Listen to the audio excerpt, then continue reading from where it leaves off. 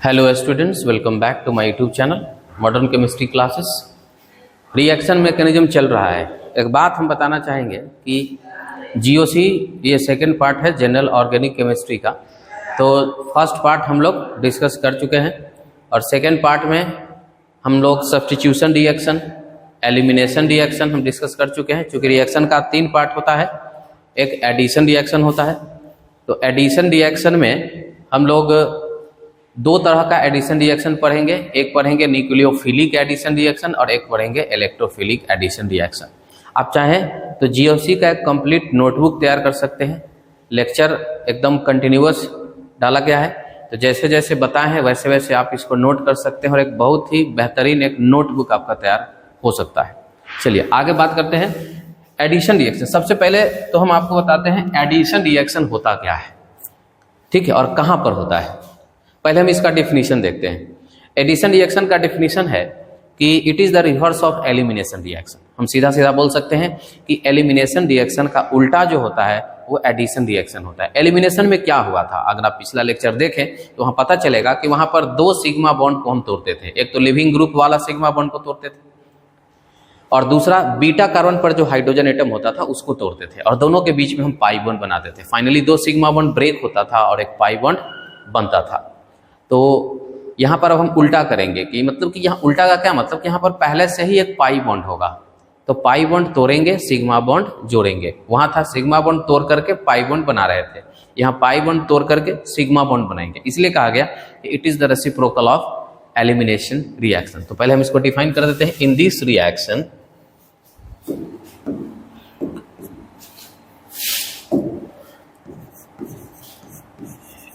Reaction a pi bond break and 2 new sigma bond is formed. 2 new sigma bond is formed. ठीक है, क्या करते हैं, pi bond तोड़ते हैं और सिग्मा बॉन्ड बनाते हैं, नया नया 2 सिग्मा बॉन्ड बनेगा। इट इज रिवर्स ऑफ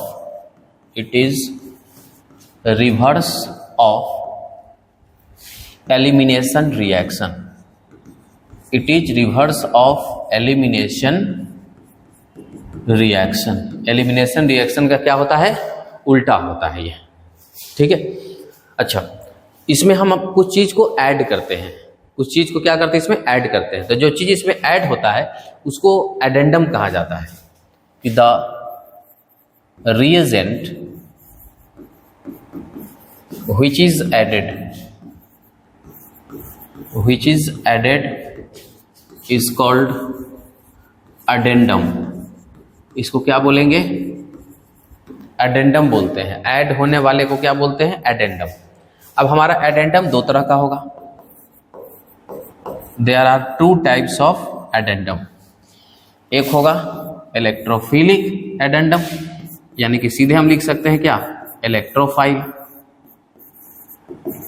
और एक लिख सकते हैं न्यूक्लियोफाइल, ठीक है। एक होगा इलेक्ट्रोफाइल और एक होगा न्यूक्लियोफाइल। तो electrophilic addendum and nucleophilic addendum, ठीक है। तो देखिए होता क्या है कि एडिशन रिएक्शन में दोनों ही ऐड होता है, इलेक्ट्रोफाइल भी ऐड होता है, न्यूक्लियोफाइल भी ऐड होता है। लेकिन यहाँ जो नाम होता है, जो पहले कौन ऐड हो रहा है, अगर पहले इलेक्ट्रोफाइल ऐड हो रहा है तो उसको बोलेंगे इलेक्ट्रोफिलिक एडिशन, और अगर पहले न्यूक्लियोफाइल ऐड हो रहा है तो उसको क्या बोलेंगे, न्यूक्लियोफिलिक एडिशन, ठीक है। तो electrophilic addition and nucleophilic addition, तो 2 तरह का एडिशन रिएक्शन यहाँ पर डेवलप होता है।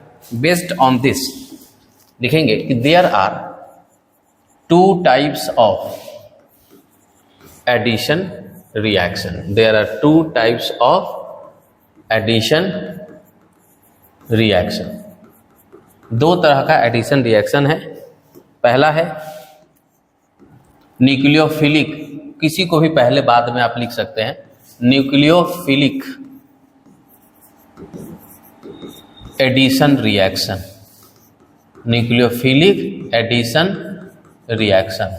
और दूसरा है इलेक्ट्रोफिलिक एडिशन रिएक्शन। तो बहुत ही सिंपल है, याद रखना, नाम से स्पष्ट है, इलेक्ट्रोफिलिक एडिशन रिएक्शन। ठीक है, अब हम यहां पर आपको बात करेंगे सबसे पहले न्यूक्लियोफिलिक एडिशन रिएक्शन। चलिए तो स्टार्ट करते हैं। हमारा टॉपिक यहां आप देख पा रहे हैं, nucleophilic addition reaction.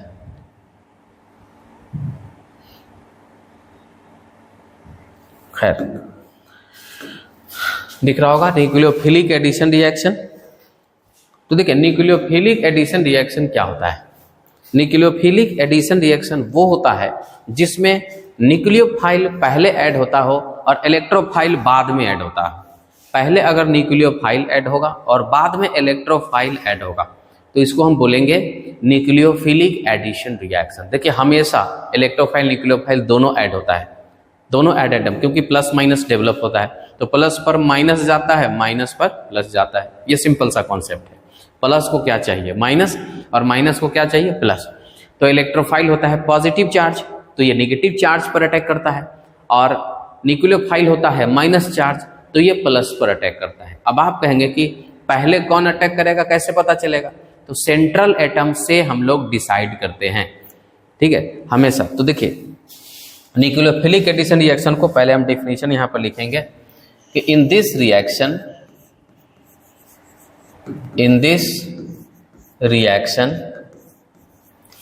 First nucleophile attack, first nucleophile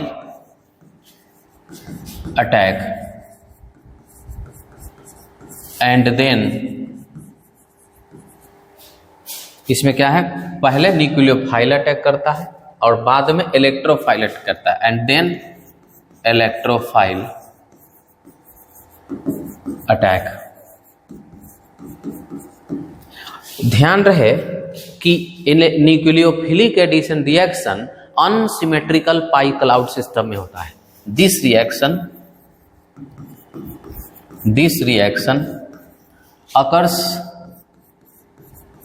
in unsymmetrical pi cloud system, unsymmetrical pi cloud system। अब हम जरा आपको पाई क्लाउड सिस्टम थोड़ा समझा देते हैं। देखिए क्या है, कार्बन तो आप जानते ही C 4 बॉन्ड बनाता है,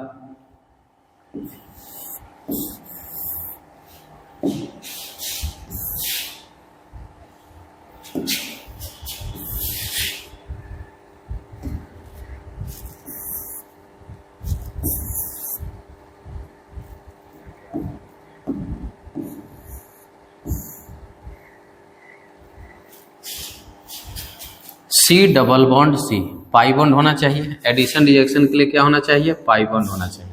याद करिए, एडिशन रिएक्शन के लिए क्या होना चाहिए, पाई बॉन्ड होना चाहिए। पाई बॉन्ड होगा तभी एडिशन रिएक्शन होगा, चाहे वो इलेक्ट्रोफिलिक हो चाहे वो न्यूक्लियोफिलिक हो। पाई बॉन्ड नहीं होगा तो एडिशन रिएक्शन नहीं होगा। एडिशन रिएक्शन चाहे वो न्यूक्लियोफिलिक एडिशन रिएक्शन हो या इलेक्ट्रोफिलिक एडिशन रिएक्शन हो, दोनों में से कोई भी रिएक्शन होने के लिए आपके पास पाई बॉन्ड का होना बहुत जरूरी है, क्योंकि वही पाई बॉन्ड टूटता है और पाई बॉन्ड की जगह पर सिग्मा बॉन्ड आते हैं। अब जैसे देखिए, पाई बॉन्ड हो सकता है सेम एटम के बीच में हो, पाई बॉन्ड हो सकता है डिफरेंट एटम के बीच में हो। जब पाई बॉन्ड सेम एटम के बीच में होगा, जैसे कि यहाँ कार्बन और कार्बन, ठीक है, तो कार्बन कार्बन के बीच में आप देख पा रहे हैं पाई बॉन्ड है। यहाँ कार्बन ऑक्सीजन के बीच में पाई बॉन्ड है, यहाँ डिफरेंट एटम के बीच में है, यहाँ सेम एटम के बीच में। सेम एटम है तो दोनों का इलेक्ट्रोनिगेटिविटी क्या होगा, सेम। और यहाँ पर दोनों का इलेक्ट्रोनिगेटिविटी सेम नहीं है, ऑक्सीजन का इलेक्ट्रोनिगेटिविटी ज्यादा है, तो ऑक्सीजन के तरफ इलेक्ट्रॉन डेंसिटी क्या होगा, थोड़ा सा ज्यादा होगा। ऑक्सीजन के तरफ इलेक्ट्रॉन डेंसिटी क्या होगा, ज्यादा, ठीक है। हम इस तरह से इलेक्ट्रॉन डेंसिटी यहाँ पर दिखाते हैं, और हमें ये दिखाने का कोशिश करना है कि ऑक्सीजन के तरफ इलेक्ट्रॉन डेंसिटी थोड़ा ज्यादा होगा, कार्बन की तरफ कम रहेगा, इसके तरफ ज्यादा होगा, जिसके कारण यहाँ पर डेल्टा माइनस चार्ज होगा और इधर डेल्टा प्लस चार्ज हो जाएगा। जबकि कार्बन वाले में, जिसमें दोनों का इलेक्ट्रोनिगेटिविटी सेम है, तो यहाँ पर पाई क्लाउड सिस्टम कैसा होगा, एकदम सिमेट्रिकल होगा, किसी के तरफ न ज़्यादा होगा न किसी के तरफ कम होगा।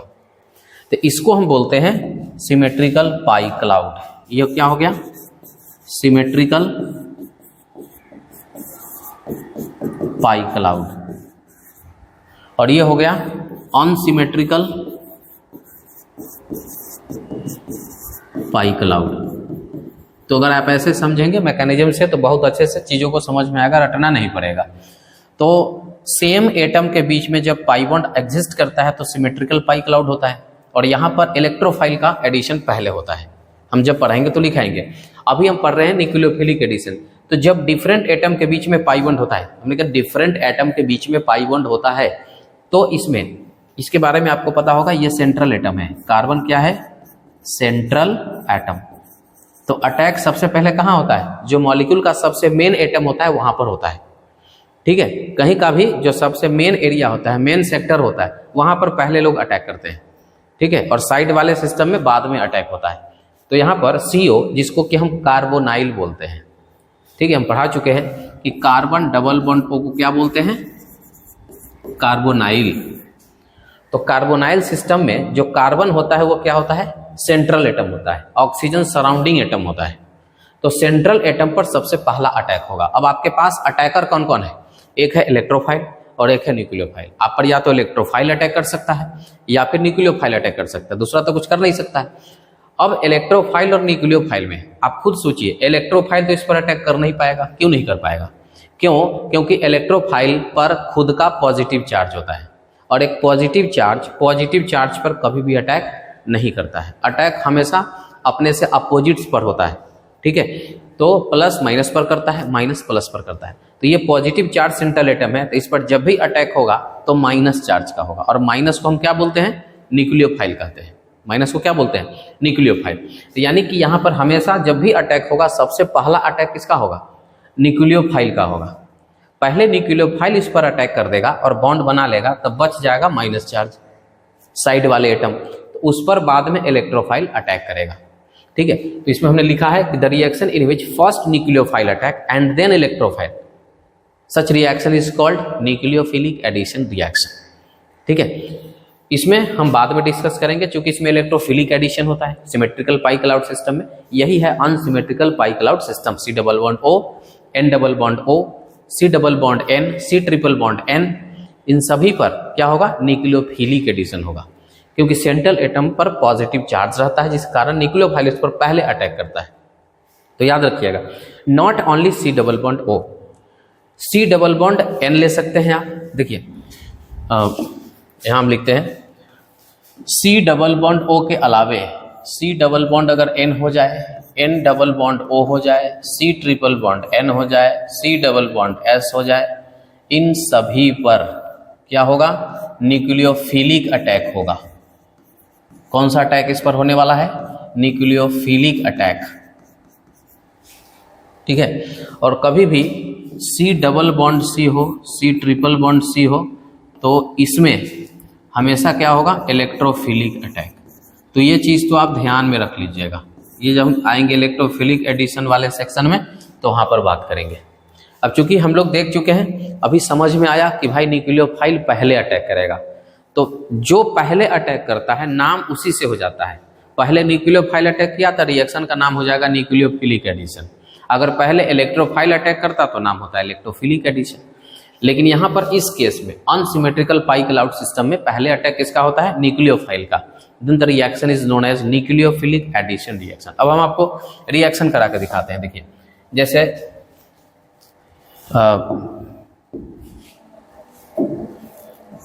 CH2 डबल बॉन्ड O, ये कार्बोनाइल सिस्टम है, आप इसको फॉर्मल्डिहाइड भी बोल सकते हैं।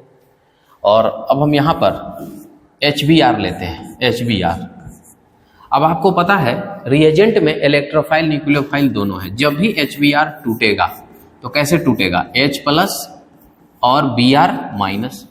यहाँ पर C double bond O open होता है, ऑक्सीजन की तरफ क्यों खुल रहा है, क्योंकि ऑक्सीजन अपने तरफ इलेक्ट्रॉन को खींच रहा है, इसलिए पाई बॉन्ड ऑक्सीजन की तरफ शिफ्ट होगा, जिसके कारण ऑक्सीजन पर कौन सा चार्ज आएगा, माइनस, कार्बन पर क्या आ जाएगा, प्लस।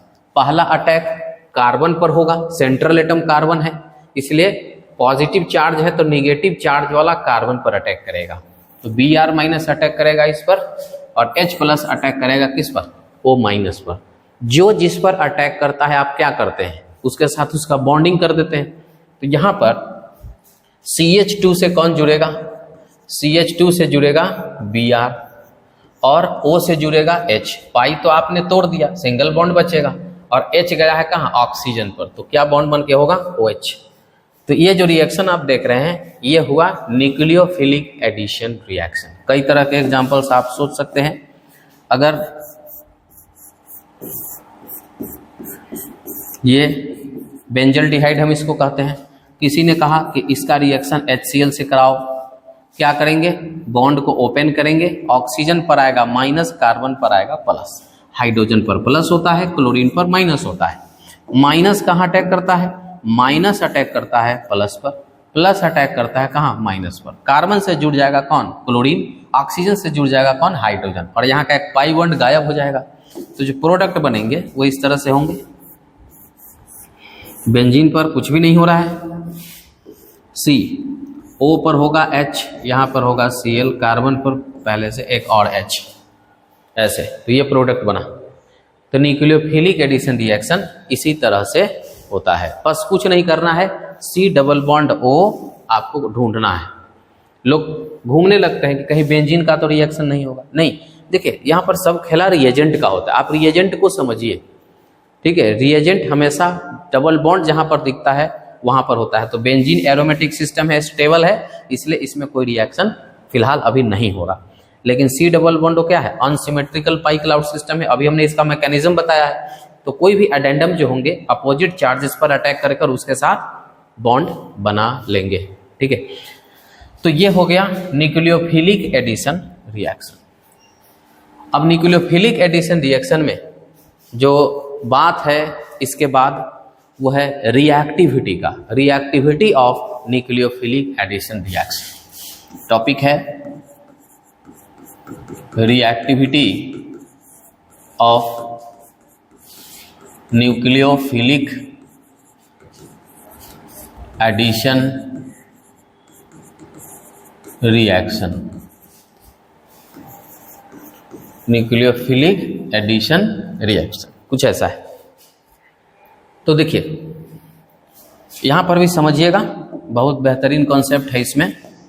हमने कहा C डबल बॉन्ड O, इसी पर विचार करना है,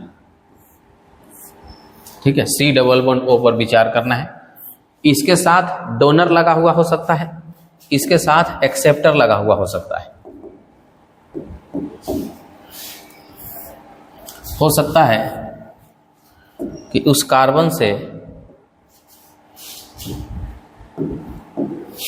हम डोनर लगा दें।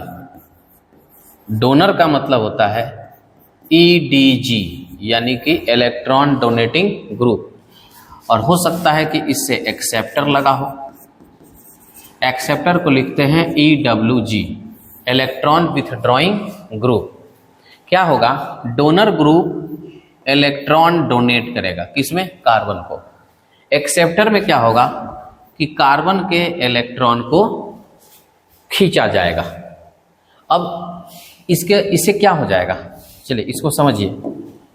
यहां पर इस कार्बन पर जब आप इसको इलेक्ट्रॉन दीजिएगा, जैसा कि आपको पहले से पता है कि यहां पर डेल्टा माइनस होता है और यहां पर डेल्टा प्लस होता है, ये ऑलरेडी होते रहता है। ये एनी टाइम पोलराइज्ड फॉर्म में ये आपको दिखेगा, ऑक्सीजन पर माइनस, कार्बन पर प्लस, पार्शियल चार्ज। तो हम कह रहे थे कि कार्बन पर पॉजिटिव चार्ज है जिसके कारण न्यूक्लियोफाइल आ रहा है। इसको बहुत ध्यान से देखना है। एक बार मैकेनिज्म अगर आपको समझ में आ गया तो आगे का जितना भी हाइड्रोकार्बन हेलो एल्केन जो रिएक्शंस होते हैं ना, ये काफ़ी इजी होते हैं अगर आपको मैकेनिज्म्स क्लियर है तो। नहीं तो फिर ऑर्गेनिक इतना टफ होता है, रटते रटते मर जाओगे, कभी नहीं होगा। अगर मैकेनिज्म समझ में आ गया है तो ऑर्गेनिक रिएक्शन काफ़ी इजी हो जाएगा। तो इसलिए इसको ध्यान से आपको समझना होगा, ठीक है। अभी तो बहुत कहानी बाकी है। कार्बन और ऑक्सीजन, ऑक्सीजन का इलेक्ट्रोनिगेटिविटी ज्यादा होने के कारण माइनस चार्ज रहता है और कार्बन पर पॉजिटिव चार्ज होता है। कार्बन सेंट्रल एटम है, पॉजिटिव चार्ज के कारण ही तो न्यूक्लियोफाइल इस पर अटैक कर रहा है। अब इसमें क्या हुआ कि हो सकता है कि इसमें डोनर लगा हुआ हो, कुछ भी हो सकता है, और कार्बन से कोई एक्सेप्टर जुड़ा हुआ हो। अगर डोनर जुड़ेगा तो इसको इलेक्ट्रॉन डोनेट होगा, जिसके कारण पॉजिटिव चार्ज डेंसिटी कम होने लगेगा। प्लस को अगर इलेक्ट्रॉन दीजिएगा, डोनर मतलब क्या डोनेट होता है? इलेक्ट्रॉन डोनेट होता है। अगर इलेक्ट्रॉन डोनेट कीजिएगा, इलेक्ट्रॉन तो माइनस चार्ज का होता है, और प्लस चार्ज पर अगर इलेक्ट्रॉन फेंकिएगा तो उस प्लस चार्ज का वैल्यू कमते जाएगा, क्योंकि वो माइनस के साथ न्यूट्रल बनने लगेगा। तो क्या होगा? Positive charge density, positive charge density decreases. क्या होता है यहाँ पर? पॉजिटिव चार्ज डेंसिटी घट जाता है। तो पॉजिटिव चार्ज डेंसिटी जो घट जाता है तो वहां पर न्यूक्लियोफाइल का अटैक स्लो हो जाएगा, slow attack of nucleophile, slow attack of Nu minus, Nu minus मतलब न्यूक्लियोफाइल। ठीक है, डोनर के वजह से पॉजिटिव चार्ज कम हुआ, न्यूक्लियोफाइल पहले जैसा इस पर अटैक नहीं करेगा। न्यूक्लियोफाइल माइनस चार्ज होता है तो माइनस चार्ज हमेशा यही कोशिश करता है कि कहाँ हमको सबसे ज्यादा प्लस चार्ज मिल रहा है वहां पर अटैक करें। माइनस को जहां ज्यादा प्लस मिलेगा वहां तेजी से अटैक करेगा। ठीक है, अब जरा आते हैं इसमें, इनको क्या हुआ? इन पर पॉजिटिव चार्ज तो जैसा होता है नॉर्मली कार्बन पर वैसा था, कोई आया एक्सेप्टर और इनका इलेक्ट्रॉन खींचने लगा। अब आप खुद सोचिए, किसी के पास इलेक्ट्रॉन नहीं है, कम है, और अगर कोई उसका इलेक्ट्रॉन ले ले तो उसका पॉजिटिव चार्ज तो और बढ़ जाएगा। आप जानते हैं ना, लॉस ऑफ इलेक्ट्रॉन से पॉजिटिव चार्ज होता है। तो एक्सेप्टर इसका इलेक्ट्रॉन ले लिया तो यहाँ पॉजिटिव चार्ज डेंसिटी बढ़ेगा कि घटेगा? तो यहाँ पर पॉजिटिव चार्ज डेंसिटी बढ़ जाएगा, positive charge density increases, positive charge density increases, positive charge density बढ़ जाएगा। और जब पॉजिटिव चार्ज डेंसिटी बढ़ जाएगा तो न्यूक्लियोफाइल जो माइनस चार्ज है इसको तो अटैक करने में और बहुत सुविधा होगा, क्योंकि माइनस चार्ज ज्यादा प्लस पर अटैक करना ज्यादा चाहता है। तो देखिए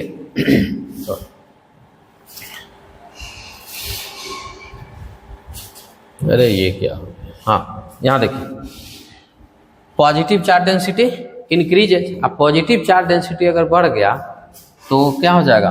फास्ट अटैक ऑफ न्यूक्लियोफाइल। यहाँ क्या लिखेंगे? Fast attack of nucleophile. यही से रिएक्टिविटी का पता चल गया है। इसे हम इलेक्ट्रॉनिक इफेक्ट कहते हैं। हालांकि लोग दो चीज यहाँ पर डिस्कस करते हैं, एक इलेक्ट्रॉनिक फैक्टर, एक steric factor. Steric factor rare होता है, बहुत कम होता है, ज्यादातर इलेक्ट्रॉनिक फैक्टर होता है। हमने इसीलिए इलेक्ट्रॉनिक फैक्टर को ही प्रायोरिटी दिया है। अब देखिए, डोनर हुआ, अटैक कम हो गया, एक्सेप्टर से अटैक फास्ट हो गया। यानी कि अटैक अगर तेजी से होगा तो रिएक्शन तेजी से होगा, तो बोलेंगे कि रिएक्टिविटी फास्ट है। अटैक स्लो होगा तो रिएक्शन भी स्लो होगा, तो कहेंगे कि रिएक्टिविटी कम है। मतलब डोनर डिक्रीज कर दिया रिएक्टिविटी को, न्यूक्लियोफिलिक एडिशन रिएक्शन के रिएक्टिविटी को डोनर क्या कर दिया? कम कर दिया। जबकि एक्सेप्टर न्यूक्लियोफिलिक एडिशन रिएक्शन को बढ़ा दिया, रिएक्टिविटी को बढ़ा दिया। तो यहाँ पर हम एक कॉन्सेप्ट लिखने वाले हैं कि donor increases stability, donor decreases, donor decreases stability, sorry reactivity यहाँ पर हमको देखना है ना, donor decreases reactivity and acceptor increases reactivity of nucleophilic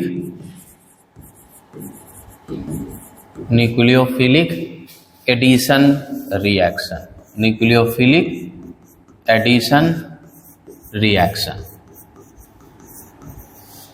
nucleophilic addition reaction में डोनर होने से रिएक्टिविटी कमता है और एक्सेप्टर होने से रिएक्टिविटी बढ़ जाता है। इस चीज को अभी हमने यहाँ पर इसमें समझा है। ठीक है, तो अब जब भी क्वेश्चन आए और कहेगा कि आप ऑर्डर बताइए कि किसमें न्यूक्लियोफिलिक एडिशन का ज़्यादा रिएक्टिविटी है, तो देखिएगा एक्सेप्टर कौन है और डोनर कौन है। ठीक है, इसको हम एक क्वेश्चन से देखते हैं। Find the order of nucleophilic addition reaction, और देखना कहाँ है, C डबल बॉन्ड O पर देखना है। ठीक है, कहाँ देखना है, C डबल बॉन्ड O पर। देखिए ये है C डबल बॉन्ड O, ये है C double bond O, carbonyl जिसको कहते हैं। अब C डबल बॉन्ड O से आप देखिए कि जो उसमें लगा हुआ है दो ग्रुप, वो डोनर एक्सेप्टर क्या है, हाइड्रोजन ना डोनर होता है ना एक्सेप्टर होता है। इसको बात ही छोड़ दीजिए, कोई ग्रुप ही नहीं है ये। यहाँ मिथाइल ग्रुप है और यहाँ पर दो मिथाइल ग्रुप है। अब आप ही बताइए कि मिथाइल क्या करता है, इलेक्ट्रॉन डोनेट करता है, यहाँ दो तरफ से डोनेट कर रहा है। तो जिसमें सबसे ज्यादा डोनेशन होगा तो डोनर होने से रिएक्टिविटी कमता है।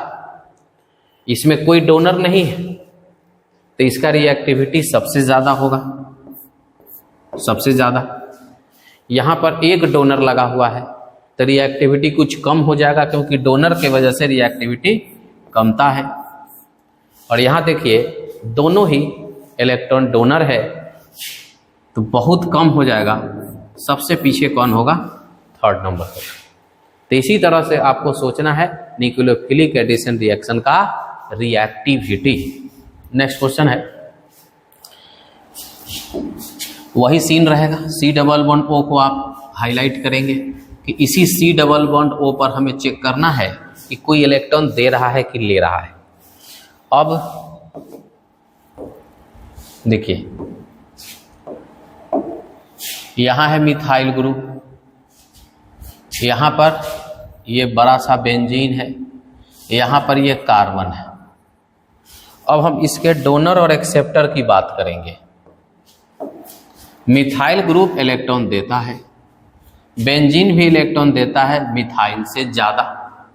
यहां पर दो कार्बन प्लस आई इफेक्ट कर रहा है, यहां पर CH3 क्या कर रहा है, plus I effect, inductive effect. यहां पर ये सब क्या कर रहा है, plus M effect, mesomeric effect. और यहां पर इधर से भी प्लस आई इफेक्ट, इधर से भी प्लस आई इफेक्ट। देखिए सबसे कम डोनेशन कहां हो रहा है, वहां दो प्लस आई इफेक्ट है, यहां दो प्लस M इफेक्ट है, यहां एक प्लस आई इफेक्ट है। तो एक बार फिर से हम बात करेंगे कि फर्स्ट मॉलिक्यूल का रिएक्टिविटी ज्यादा होगा।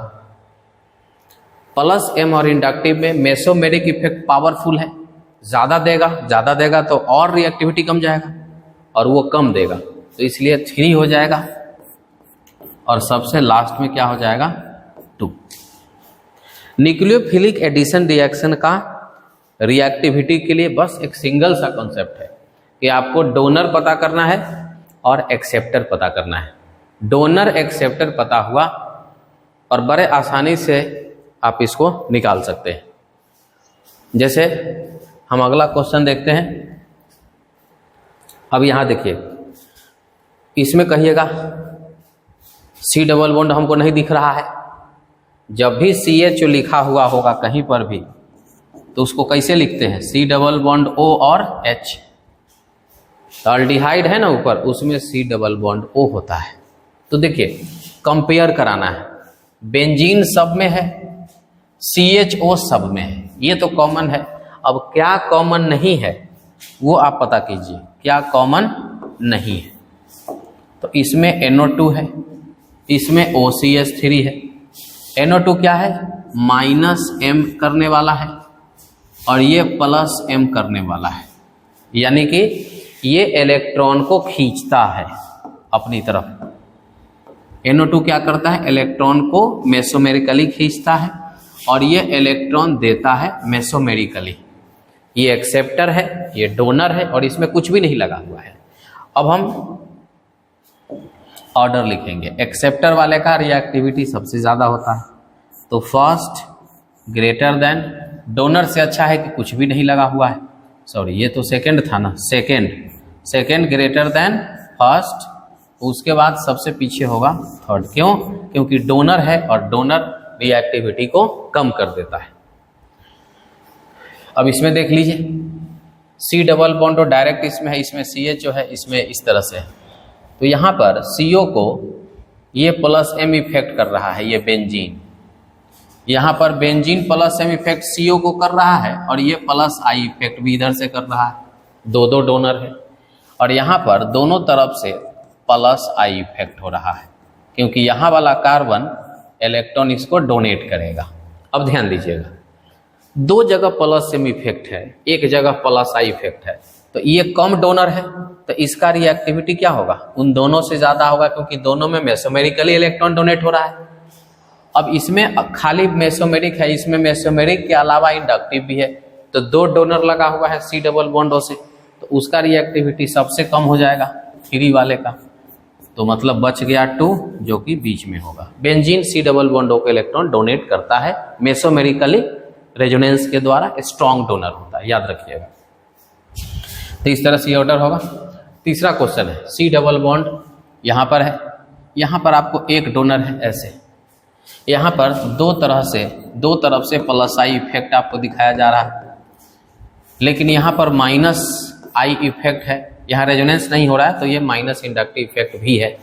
इसमें सिर्फ प्लस I इफेक्ट हो रहा है, इसमें सिर्फ प्लस I इफेक्ट हो रहा है। तो आप खुद सोचिए कि एक्सेप्टर जहाँ दिखेगा उसका ऑर्डर सबसे ज़्यादा होगा। यहाँ पर एक्सेप्टर दिख गया तो इसका ऑर्डर रिएक्टिविटी का ज़्यादा होगा।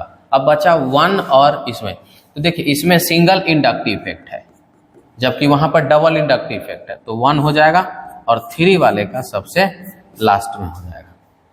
ठीक है, जहाँ एक्सेप्टर मिला उसका रिएक्टिविटी हमने आगे कर दिया। ठीक है, एक लास्ट क्वेश्चन और देख लेते हैं इसमें। अब C डबल बॉन्ड O में देखिए, इधर से प्लस I इफेक्ट हो रहा है, इधर से प्लस I इफेक्ट हो रहा है। इसमें यहाँ पर माइनस I इफेक्ट, इधर इलेक्ट्रॉन खींचने लगेगा, माइनस I, इधर से हो जाएगा प्लस I।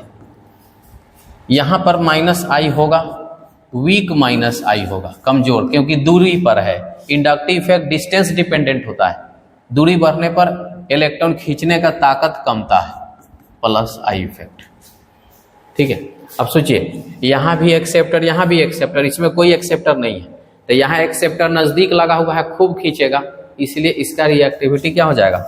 ज़्यादा हो जाएगा सेकंड वाले का, उससे कम हो जाएगा थर्ड वाले का, और सबसे कम होगा फर्स्ट का, क्योंकि इसमें कोई एक्सेप्टर ही नहीं लगा हुआ है। तो इस तरह से आपने देखा nucleophilic addition reaction, nucleophilic reactivity order. ठीक है, और अब हम अगले क्लास में बात करेंगे, इसका नेक्स्ट टॉपिक होगा इलेक्ट्रोफिलिक एडिशन रिएक्शन। ठीक है, तो आज के लिए इतना ही, थैंक यू।